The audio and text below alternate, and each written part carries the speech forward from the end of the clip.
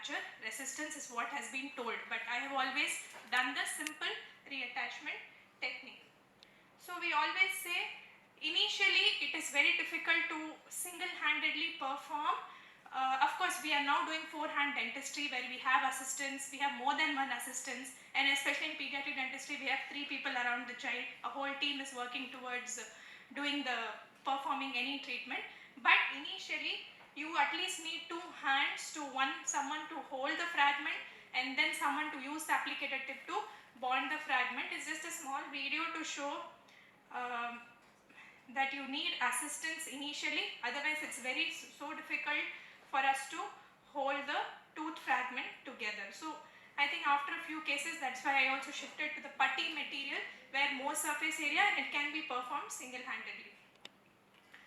Etching and bonding. So I said that selective etch. What is selective etch? Which we do only on the enamel surface. Total etch is where we do both on the enamel and dentine. We have a concept now which is between both of these, that is sequential etching. You etch the enamel first and then come to the dentine, or you go in the reverse order, etch the dentine first and pull out your syringe to etch the enamel. Why it happens? Because we give more time for the enamel to get etched or more time for the dentine to get etched. Something called sequential etching can be done, or we move to selective etch, preferably a 5th generation agent. So now we also have 7th generation bonding. So unless you have not cut the enamel. So are we going to cut enamel in the fragment reattachment procedure?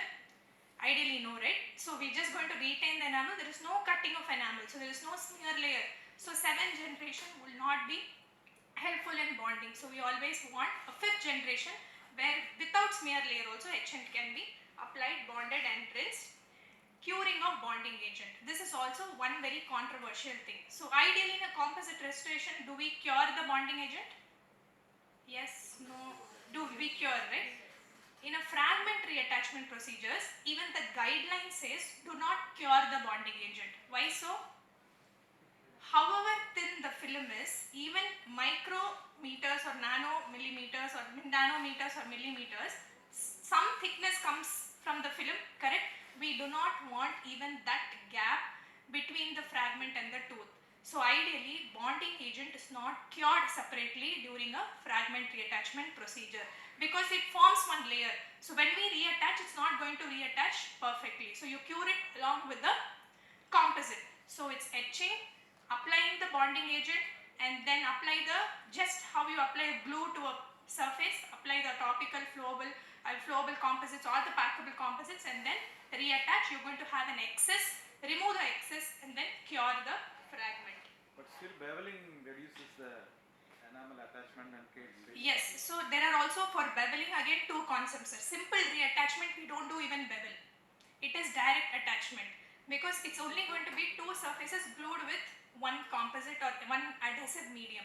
So there are people who believe no, beveling is mandatory. There are also set of cleavations. I think that comes with experience. But bevel also, if you are going to give a flowable, it again gives, but it masks the difference between both the tooth and the fragment. The demarcation line is not visible. Yes, right. So if I have to give clinical tips out of this case, just remember these few things. First and foremost, rehydration. Minimum of 20 minutes, maximum you take anything, because even I have a case where the child reported after 7 days of fragment was broken. So for that I kept the solution, the fragment in distilled water for 48 hours so that more rehydration happens. So minimum 20 minutes, maximum it depends on your clinical history. Then selective etch is what I would prefer, only the enamel etching. No curing of the bonding agent. We do not want a layer to be formed and hamper the fragment reattachment. Flowable composites is what I prefer, but heated packable composites are also good alternatives.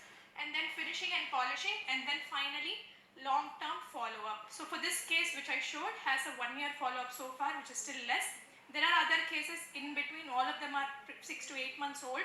So probably when long-term follow-ups happen, we'll know how strong or how fracture resistant and functional these teeth are. So coming back to the slide which I put first. So traumatic dental injury, what was it? We had an uncomplicated crown injury, which means only enamel dentine were involved. Followed by management strategy was fragment reattachment. Functional restoration definitely established, aesthetics was achieved, and so far, as I said, 1 year follow-up for this case. So these are my references, and I would like to acknowledge definitely the IDA Tiruvallur branch and Uma ma'am for introducing me. And I had a very heartening and warm welcome in the morning, and Rajshekharan sir was, he said like, free aringa, jolly aringa, don't be so formal. So someone who inherently has this nature of welcoming you only will say something like that. So I'm very thankful for that. And also today is Mother's Day. So first, of course, Mother Nature, we all should thank and are lucky to live in this ecosystem. And then Mother India, and especially in the current times, we are thankful for being safe here today. And also my mother, who is also here and has always been a pillar of support. And so happy Mother's Day to one and all. So I have a passion for wildlife photography and also a passion for dance. And this, if you want to follow me on Instagram or send me an email, drop me an email, and my Google presence is this.